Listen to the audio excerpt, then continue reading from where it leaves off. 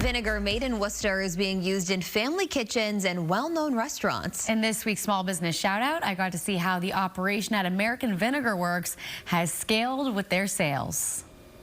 Inside this historic 1800s mill building in Worcester is a craft vinegar maker that uses a method from the same century. We took this step back to the 1800s to rebuild these machines and make our vinegar, which again makes them pretty unique. After spending years working for large corporations, Rodrigo Vargas decided to start his own small business in 2019, drawing inspiration from his childhood in Portugal. We would spend kind of like weekends going to, this town has the best olive oil, this town has the best octopus, this town. So this obsession with food is something that was really ingrained in me since I was a little kid. I was just walking down the supermarket and looked over at the shelf and I'm like, why is vinegar so neglected? And that was the idea. He dove into research about vinegar making and discovered a method that was used hundreds of years ago, and then asked Boston University if they would help him recreate it. What was their reaction when you said, hey, I need help recreating a way to make vinegar that they did back in the 1800s? Yeah, they're like, vinegar? They started with these small fermenters, and as the business grew, the University of Maine helped to make this larger scale machine.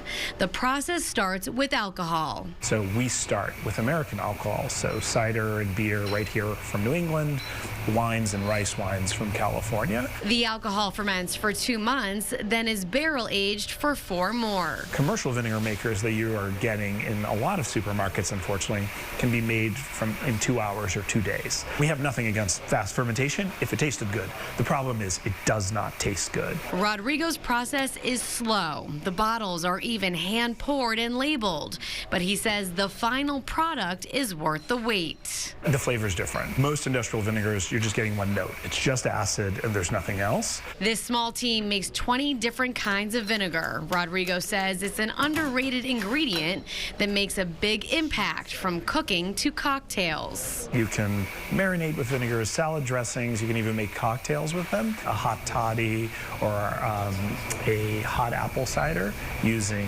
the maple apple cider vinegar. And those are just sort of like fun new ways for folks to use and to enjoy vinegar. This small space in Worcester now ships their vinegars to gourmet food stores, customers, and Michelin star restaurants around the country.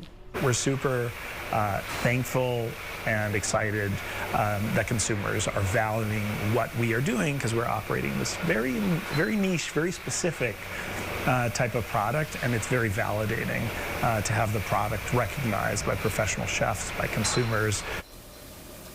So their vinegars are in gourmet shops all over the country, but you can also find them in local grocery stores like Whole Foods. They have like your classic apple cider vinegar, but then they have all these really different, unique flavors, and they just did a collaboration with Sam Adams. So this is a beer malt vinegar. It's Oktoberfest. I love that. Jacob had a really good idea with that, maybe putting it with fries. I thought that was a good idea. Oh, yeah. I mean, I was thinking hot toddy, but... Or that too, like in a drink or something, like he said. Anna, you said that he has recipes for people who aren't sure how to use vinegar. Exactly. That's what I was telling him. I'm like, my barrier for all these amazing products is that I wouldn't know how to use them. I'm not a gourmet chef. So they have recipes on their website. Yes. So you can help.